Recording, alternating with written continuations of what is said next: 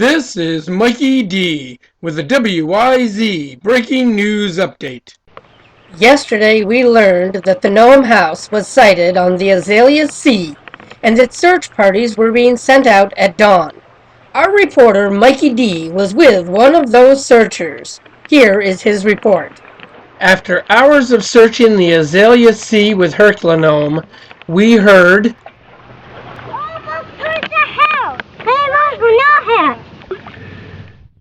the little voice was right. It was indeed the Gnome House.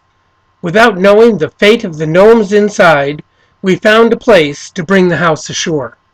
We scoured the shores, and after a while we found one sandy location that would be ideal for landing the house. As our boat reached shore, Herculanome grabbed his supplies and leaped from the boat and ran to the location on the beach. Herculanome set up for the rescue with his rope, which he would use to lasso the house and bring it to shore. Herculanome would have to have perfect aim and a good arm to reach the house that far from shore.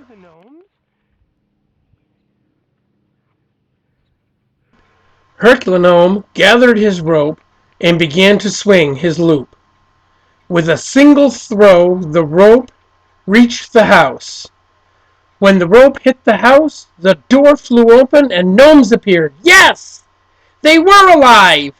He pulled the house to shore, and one by one the gnomes began to come out. As Herculanome held the house close to shore, the first to appear was the legendary Gnomulus Caesar, awakened by the other gnomes only a few months before the Great Flood. The next to appear were the healing gnomes, the very ones that healed the Arctic Gnome King when him and his followers were injured in the collapse of Castle Royalston.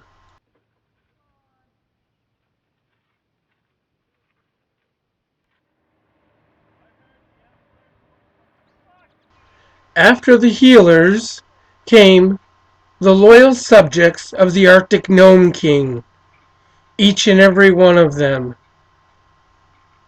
And then the house was empty. No one left. Where was the Arctic Gnome King?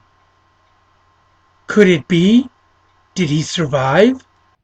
After listening to the gnomes' harrowing tales of the last several weeks, we learned the fate of the Arctic Gnome King. During a terrible storm 2 weeks ago, the Arctic King fell from the house and was lost at sea. This is your reporter, Mikey D with WIZ News, with a nearly happy ending to a breaking news story.